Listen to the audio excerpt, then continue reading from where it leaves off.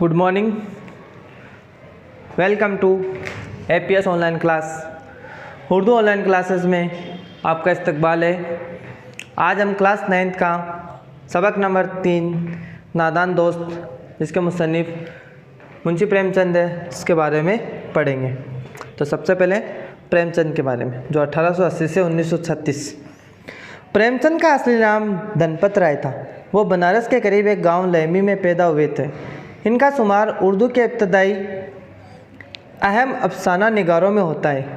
इनके अफसानों में ज़िंदगी के रूप अपने हकीकी मिसाइल और किरदारों के साथ नज़र आते हैं। गरीब और इफलास में जीने वाला आम इंसान, ख़ुसूसन देहाती, किसान और मज़दूर इनके अफसानों का अहम किरदार हुआ करता है। प्रेमचंद ने सैकड़ों अफसाने और कई नावें लिखे हैं। प्रेमचंद 25, प्रेमचंद 40, दूध की कीमत और वारदात इनकी अहम अफसानवी मजमूए हैं।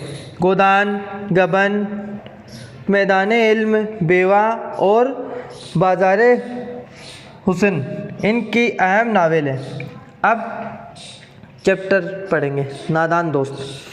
केशु के घर में एक कार्नस के ऊपर एक चिड़िया ने अंडे दिए थे। केशु और उसकी बहन श्यामा दोनों बड़े गौर से चिड़िया को वहाँ आते जाते देखा करते थे।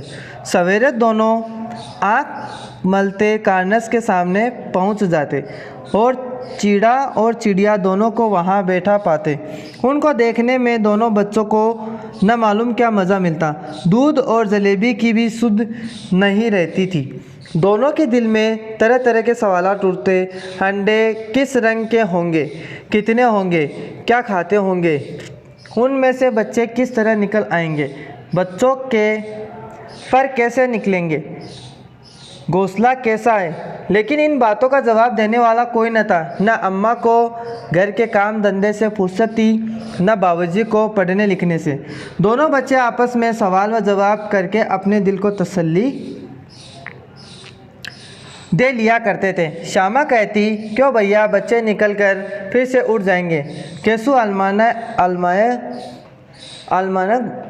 गुरूर से कहता, है रे पगली, पहले पर निकलेंगे, बगैर पैरों के बेचारे कैसे उड़ेंगे, कैसे उड़ जाएंगे। श्यामा, बच्चों को क्या खिलाएंगे बेचारी। केशु इसका पेचीदा सवाल का जवाब कुछ न दे सकता था। इस तरह 3-4 दिन गुजर गए। दोनों बच्चों की ख्वाहिश तहकीकात दिन ब दिन बढ़ती जाती थी। अंडों को देखने के लिए वो बेताब हो उठते थे। इन्होंने कयास किया, अब बच्चे ज़रूर निकल आए होंगे। बच्चों के चारे का सवाल अब उनके सामने खड़ा हुआ। चिड़िया बेचारी इतना दाना कहाँ पाएगी कि सारे बच्चों का पेट भरे। गरीब बच्चे भूख के मारे चू चू करके मर जाएंगे। इस मुसीबत का अंदाज़ा करके दोनों ने फैसला किया कि कार्नस पर थोड़ा सा दाना रख दिया जाए। श्यामा खुश होकर बोली, तब तो चिड़ियों को चारे के लिए कहीं उड़ कर न जाना पड़ेगा। केशु, नहीं, तब क्यों जाएंगे। श्यामा, क्यों भैया, बच्चों को धूप न लगती होगी। केशु का ध्यान इस तकलीफ़ की तरफ न गया था। बोला, ज़रूर तकलीफ़ होगी, बेचारे प्यास के मारे तड़पते होंगे, ऊपर साया भी नहीं। आखिर ये फैसला हुआ कि घोंसले के ऊपर कपड़े की छत बना देनी चाहिए। पानी की प्याली और चावल रख देने की तजवीज़ मंजूर हो गई। दोनों बच्चे बड़े शौक़ से काम करने लगे। श्यामा माँ की आंख बचाकर मटके से चावल निकाल लाई। केशु ने पत्थर की प्याली का तेल चुपके से ज़मीन पर गिरा दिया और उससे खूब साफ करके उसमें पानी भरा। अब चांदनी के लिए कपड़ा कहाँ से आए, फिर ऊपर बगैर छड़ियों से ठहरेगा कैसे, ऊपर छड़ियाँ कैसी चिड़िया खड़ी कैसे होगी। केशु बड़ी देर तक इस अधेरबुन में रहा। आखिर उसने ये मुश्किल भी हल कर ली। श्यामा से बोला, जाकर कूड़ा फेंकने वाली टोकरी उठा लाओ, अम्मा को मत दिखाना। श्यामा दौड़कर टोकरी उठा लाई। केशु ने उससे सुराख में थोड़ा सा कागज ठूस दिया और टोकरी को एक टहनी से लटका कर बोला, देख, ऐसे ही घोंसले पर उसकी आड़ करूँगा तो कैसे डूब जाएगी। श्यामा ने दिल में सोचा, भैया कैसे चालाक है। गर्मी के दिन थे, बाबूजी दफ्तर गए हुए थे, माँ दोनों बच्चों को सुलाकर खुद सो गई थी, लेकिन दोनों बच्चों की आंखों में नींद कहाँ। अम्मा जी को बहाने के लिए बुहलाने के लिए दोनों दम रोक के आंख बंद करके मौके का इंतज़ार कर रहे थे। जो ही मालूम हुआ कि अम्मा जी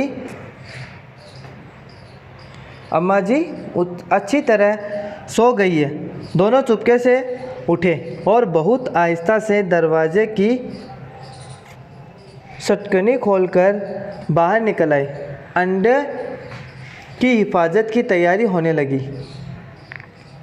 केशु कमरे में जाकर एक स्टूल उठा लाया, लेकिन उससे काम न चला तो नहाने की चौकी लाकर स्टूल के नीचे रखी और डरते डरते स्टूल पर चढ़ा।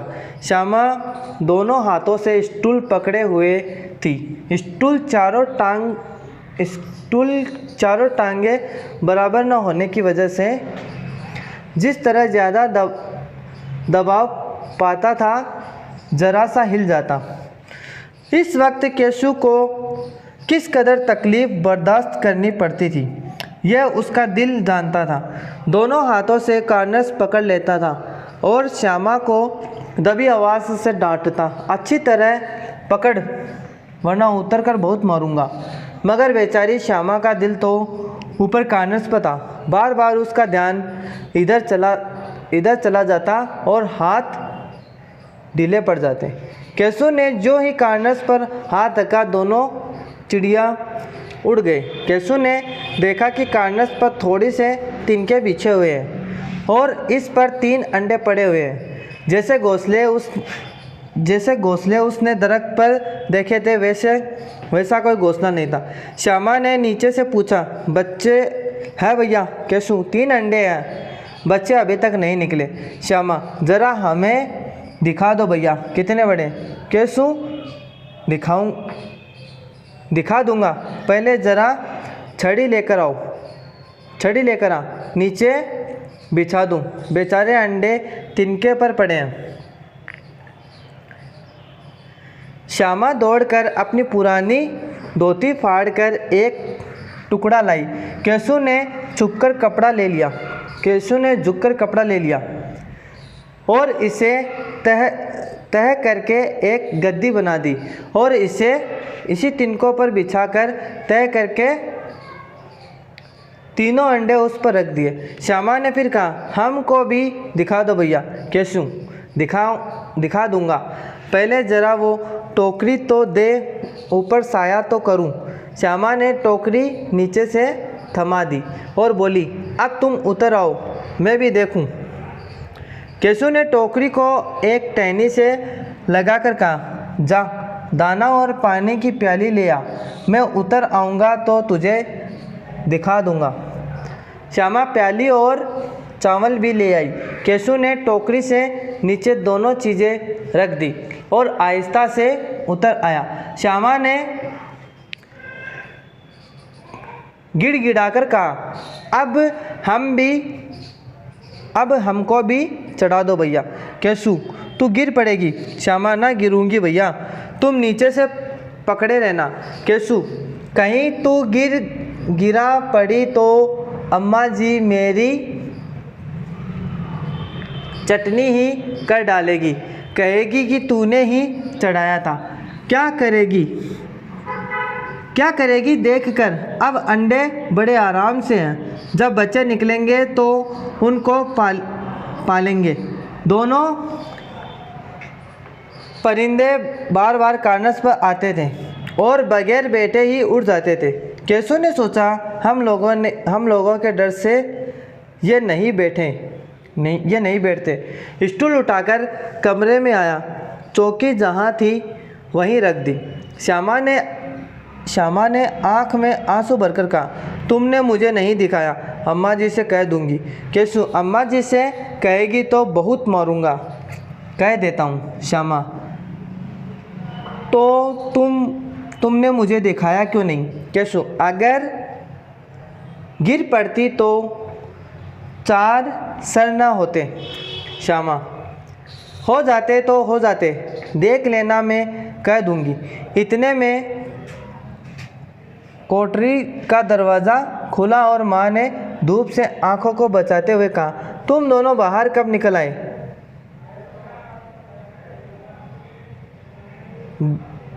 जब मैंने कहा था दोपहर को निकलना। जब मैंने कहा था दोपहर को न निकलना। किसने ये कोठा खोला? कोड़ा केशव ने खोला था, लेकिन श्यामा ने माँ से बात नहीं कही। उसने खौफ हुआ कि भैया पीट जाएगा। केशव दिल में काँप रहा था कि कहीं श्यामा कह न दे अंडे न दिखाए थे। इस वजह से उसने श्यामा पर एतबार न था। श्यामा सिर्फ मोहब्बत के मारे चुप थी, या इस कसूर में हिस्सेदार होने की वजह से। उसका फैसला नहीं किया जा सकता। शायद दोनों ही बातें थी। माँ ने दोनों को डांट डपट कर फिर कमरे में बंद कर दिया और आहिस्ता आहिस्ता इन्हें पंखा जलने लगी। अभी सिर्फ 2 बजे थे। बाहर तेज लू चल रही थी। अब दोनों को नींद आ गई। 4 बजे यकायक श्यामा की आँख खुली। किवाड़ खुले हुए थे। वो दौड़ती हुई कार्नस के पास आई, ऊपर की तरफ तकने लगी। टोकरी का पत्ता न था। इत्तफाकन उसके निगाह नीचे गई और वो उल्टे पांव दौड़ती हुई कमरे में जाकर रोने लगी। जोर से बोली, भैया अंडे तो नीचे पड़े हैं, बच्चे उड़ गए। केशव घबरा कर उठा और दौड़ता हुआ बाहर आया। देखता है कि तीनों अंडे नीचे टूटे पड़े हैं। पानी की प्याली भी एक तरफ टूटी पड़ी है। उसके चेहरे का रंग उड़ गया। सहमी हुई आंखों से ज़मीन की तरफ देखने लगा। श्यामा ने पूछा, बच्चे कहाँ उड़ गए भैया? केशव ने अफसोसनाक लहजे में कहा, अंडे तो फूट गए श्यामा, ऊपर बच्चे कहाँ गए? केशव, तेरे सर में देखती नहीं है, अंडे को उजला उजली पानी निकल रहा है। वहीं तो 2-4 दिन में बच्चे बन जाते। माँ ने सोई हाथ में लिए हुए पूछा, तुम दोनों वहाँ धूप में क्या कर रहे हो? श्यामा ने कहा, अम्मा जी चिड़िया के अंडे पड़े हैं। अम्मा ने आकर टूटे हुए अंडे को देखा और गुस्से से बोली, तुम लोगों ने अंडे को छुआ होगा। अब तो श्यामा को भैया पर ज़रा भी तरस न आया। उसने शायद अंडे को इस तरह रख दिया कि वो नीचे गिर पड़े। उसकी सज़ा इन्हें मिलनी चाहिए। इन्होंने अंडे को छेड़ा था अम्मा जी। माँ ने केशव से पूछा, क्यों रे केशव? भीगी बिल्ली बना खड़ा है तो वहाँ पहुँचा कैसे? श्यामा चौकी पर स्टूल रख कर चढ़े थे अम्मा जी। केशव तो इसको थामे नहीं खड़ी थी। तू इसको थामे नहीं खड़ी थी? श्यामा, तुम ही ने तो कहा था। माँ, तो इतना बड़ा हो गया तुझे नहीं मालूम, छूने से चिड़िया के अंडे गंदे हो जाते हैं, चिड़िया फिर इन्हें नहीं सेती। श्यामा ने डरते डरते पूछा, तो क्या चिड़िया ने अंडे गिराए हैं अम्मा जी? अम्मा, और क्या करती? केसू के सर इसका पाप पड़ेगा। हा हा, 3 जाने ले लिए दुष्ट ने। केसू रोने सूरत बनाकर बोला, मैंने तो सिर्फ अंडे को गद्दी पर रख दिया था अम्मा। माँ को हंसी आ गई, मगर केशु को कई दिन तक अपनी गलती का अफसोस रहा। अंडे की हिफाजत करने के ज़हम में उसने उनका सत्यानाश कर डाला।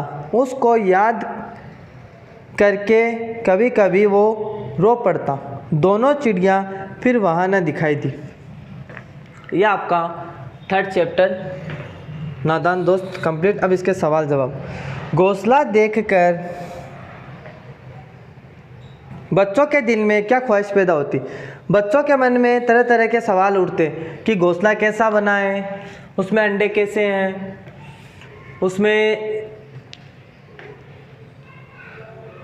चिड़िया के बच्चे कैसे हैं, वो क्या खाते होंगे। इस तरह के अलग अलग सवाल उनके मन में आते रहते। घोंसले तक पहुंचने के लिए केसू ने क्या तरतीब की? घोंसले तक पहुंचने के लिए उसने सबसे पहले स्टूल लगाई। स्टूल से वो नहीं पहुंचा तो एक चौकी लेकर आया और चौकी पर स्टूल को रखा और उस तरह से वो कार्नर्स पर पहुंचा। श्यामा को अपने भाई पर क्यों तरस नहीं आया? क्योंकि उसकी वजह से चिड़िया ने अपने अंडे नीचे गिरा दिए थे और इस वजह से उसको अपने भाई पर तरस नहीं आया। परिंदों के अंडे को क्यों नहीं छूना चाहिए? क्योंकि परिंदों के अंडे छूने से वो अंडे खराब हो जाते हैं, फिर वो परिंदे उसको नहीं सेकते हैं।